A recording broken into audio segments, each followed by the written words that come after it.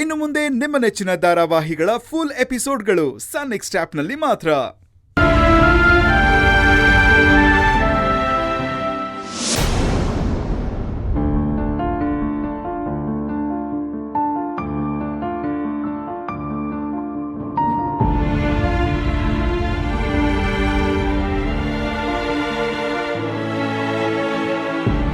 ಇನ್ನೂ ಸುಸ್ತಾಗ್ತಿದ್ಯೇನೆ?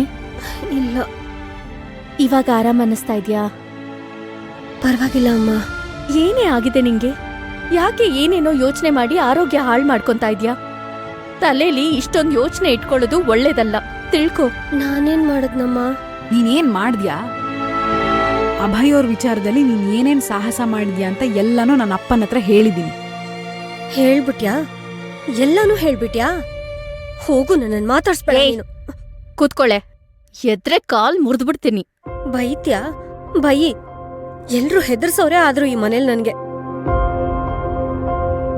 ನೀನ್ ಹೋಗಿ ಹೊಸ ಎಡವಟ್ ಮಾಡೋದೇನ್ ಬೇಕಾಗಿಲ್ಲ, ಆರಾಮಾಗಿ ರೆಸ್ಟ್ ಮಾಡು.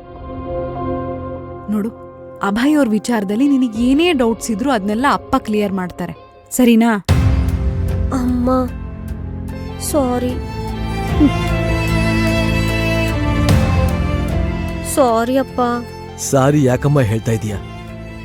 ನೀನ್ ಹೇಳ್ತಾ ಇರೋದು ಸರಿಯಾಗೇ ಇದೆ. ನೋಡು, ನೀನ್ ಯಾವತ್ತೂ ಬದಲಾಗಬಾರ್ದು. ನೀನ್ ಹೀಗಿದ್ರೇನೆ ಚಂದ.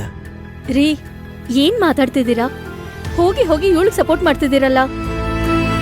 ಅದೇ ಮತ್ತೆ ಅಪ್ಪ, ನೀನ್ ಈ ತರ ಸಪೋರ್ಟ್ ಮಾಡಿದ್ರೆ ನಾಳೆ ಅವಳು ಇನ್ನೊಂದ್ ತರಲೆ ಮಾಡ್ತಾಳೆ. ಇವಾಗ್ಲೇ ಅವಳನ್ನವಳು ಡಿಟೆಕ್ಟಿವ್ ಆಫೀಸರ್ ಅನ್ಕೊಂಡಿದ್ದಾಳೆ. ಇನ್ ನಿನ್ ಸಪೋರ್ಟ್ ಸಿಕ್ಬಿಟ್ರಂತೂ ಮುಗ್ದೇ ಹೋಯ್ತು. ನಿಜ, ಅವಳು ಹೋಗಿರೋ ರೀತಿ ತಪ್ಪಿರ್ಬೋದು, ಆದ್ರೆ ಅನುಮಾನ ಪಟ್ಟಿರೋದ್ರಲ್ಲಿ ಯಾವುದೇ ತಪ್ಪಿಲ್ಲ. ಒಬ್ಬ ಜವಾಬ್ದಾರಿ ಇರೋ ಹುಡುಗಿಯಾಗಿ ಅವಳ ಕೆಲಸ ಅವಳು ಮಾಡಿದಾಳೆ.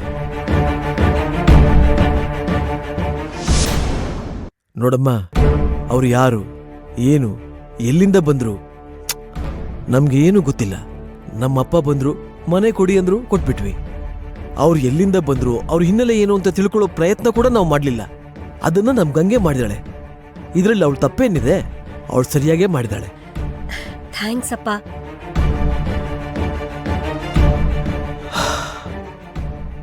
ನೋಡಮ್ಮ ಗಂಗೆ, ನಿನಗೇನಾದ್ರೂ ಅನುಮಾನ ಇದ್ರೆ ನಾಳೆಂದೇ ಅವ್ರನ್ನ ಕರೆಸಿ ಮಾತಾಡ್ತೀನಿ. ನಿನಗದು ಇಷ್ಟ ಆಗ್ಲಿಲ್ಲ ಅಂತಂದ್ರೆ ಅವನ್ನ ಈ ಮನೆಯಿಂದ ಹೊರಗೆ ಕಳಿಸ್ತೀನಿ, ಆಶ್ರಮದಲ್ಲಿ ಇಡಿಸ್ತೀನಿ ಬೇಕಾದ್ರೆ.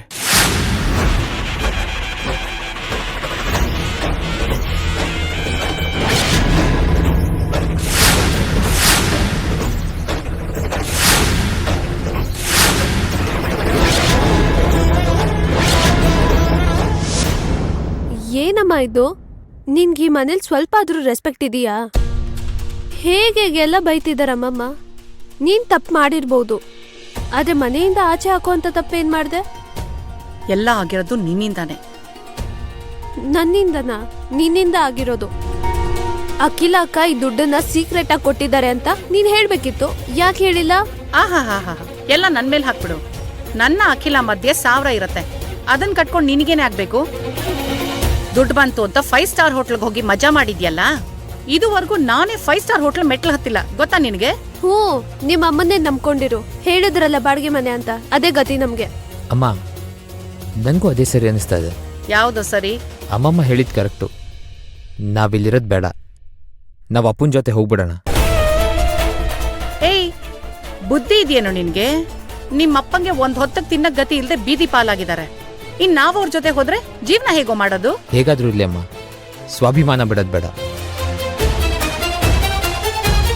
ಕಷ್ಟ ಆದ್ರೂ ಪರವಾಗಿಲ್ಲ ಅಮ್ಮ, ನಾವು ಸಪ್ರೇಟ್ ಹೋಗೋಣ. ಏಯ್, ನೀನ್ ಸ್ವಾಭಿಮಾನ ತಗೊಂಡೋಗಿ ಯಾವ್ದಾದ್ರು ಮೋರಿಗ್ ಬಿಸಾಕು. ನಿಮ್ಮಪ್ಪನ ಹತ್ರ ಹೋಗಿ ಜೀವನ ಮಾಡಕ್ ಹೋದ್ರೆ ನಿನಗಲ್ಲ, ನಿನ್ನ ಕೋತಿ ಇದೆ ನೋಡು, ಅದಕ್ ತರಕ್ಕೂ ಅವ್ರ ಹತ್ರ ಬಟ್ಟೆಗೆ ದುಡ್ಡಿಲ್ಲ. ಅಂತವ್ರ ಹತ್ರ ಹೇಗೋ ಜೀವನ ಮಾಡಕ್ಕಾಗತ್ತೆ? ಅಮ್ಮ, ಮನ್ಸು ಮಾಡಿದ್ರೆ ಸಿಂಪಲ್ ಆಗಿ ಕೂಡ ಜೀವನ ಸಾಗಿಸ್ಬೋದು. ನಾನು ಪಾರ್ಟ್ ಟೈಮ್ ಜಾಬ್ ಮಾಡ್ತೀನಿ, ನಾವು ಸಪ್ರೇಟ್ ಹೋಗೋಣಮ್ಮ. ನೀನ್ ಬೇಕಿದ್ರೆ ಹೋಗೋ, ಅಪ್ಪನ ಜೊತೆ ಭಿಕ್ಷೆ ಬೇಡು. ನಾನ್ ಮಾತ್ರ ಈ ಮನೆ ಬಿಟ್ಟು ಬರಲ್ಲ. ಅಮ್ಮಮ್ಮ ನಮ್ಮನ್ನ ಹೊರಗೆ ಹಾಕ್ಬೋದು, ಆದ್ರೆ ಅಭಯ ಅಣ್ಣ ನಮ್ಮನ್ನ ಯಾವತ್ತೂ ಬಿಟ್ಕೊಟ್ಟಿಲ್ಲ. ಅವನ್ ಬಂದ್ರೆ ಅಮ್ಮಮ್ಮನ ಹಾರಾಟ ಎಲ್ಲ ನಿಂತೋಗುತ್ತೆ.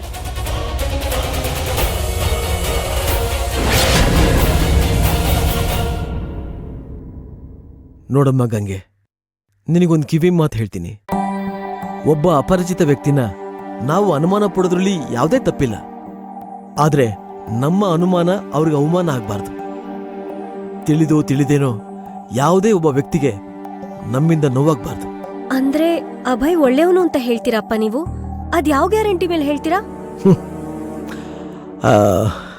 ಗಂಗೆ, ಕೆಲವೊಂದು ಪ್ರಶ್ನೆಗಳಿಗೆ 1000 ಕಾರಣನ ಕೊಡ್ಬೋದು, ಆದ್ರೆ ಸರಿಯಾದ ಉತ್ತರ ಕೊಡೋಕ್ಕಾಗಲ್ಲ.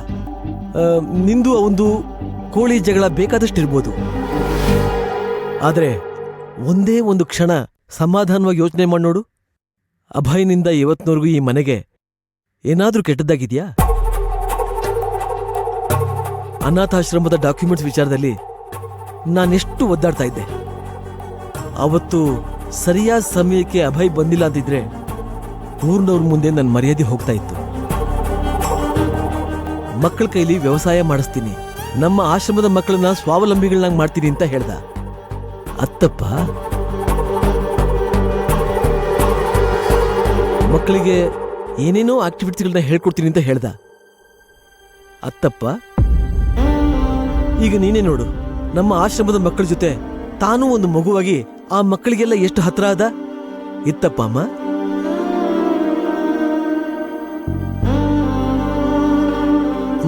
ಆಯ್ತು, ಈಗ ನಿನ್ ಮಾತಿಗೆ ಬರ್ತೀನಿ.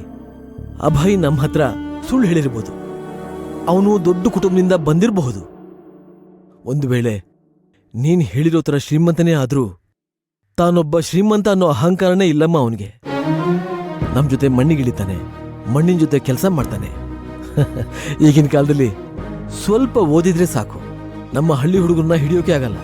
ಅಂಥದ್ರಲ್ಲಿ ಅಷ್ಟೆಲ್ಲ ಓದಿರೋ ಒಬ್ಬ ಹುಡುಗ ನಮ್ಮ ಹಳ್ಳಿಗೆ ಬಂದು ಸಾಮಾನ್ಯ ವ್ಯಕ್ತಿಯಂತೆ ನಮ್ ಜೊತೆ ಬದುಕ್ತಾ ಇದ್ದಾನೆ. ನೀನೇ ಹೇಳು, ಅವನು ಒಳ್ಳೆಯವನ ಕೆಟ್ಟವನ? ಅನುಮಾನ ಪಡ್ಬೇಕಾ, ಹೆಮ್ಮೆ ಪಡ್ಬೇಕಾ?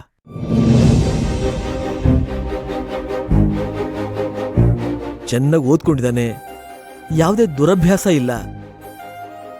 ಅದೂ ಅಲ್ಲದೆ ತನ್ನ ಸ್ವಂತ ತಂದೆ ಜಾಗದಲ್ಲಿ ನನ್ನನ್ನಿಟ್ಟು ಪ್ರೀತಿಸ್ತಾ ಇದ್ದಾನೆ. ಏನೋ ಗೊತ್ತಿಲ್ಲಮ್ಮ, ಆ ಹುಡುಗನ್ ಕಂಡ್ರೆ ನಮ್ಗೆಲ್ರಿಗೂ ಒಂದ್ ರೀತಿ ಮಮಕಾರ. ಹೌದು ರೀ, ನಾನ್ ಯಾರನ್ನೂ ಅಷ್ಟ್ ಬೇಗ ನಂಬಲ್ಲ, ಆದ್ರೆ ಆ ಹುಡುಗನ್ ನೋಡಿದ್ರೆ ನಂಬೇಕು ಅನ್ಸತ್ತೆ.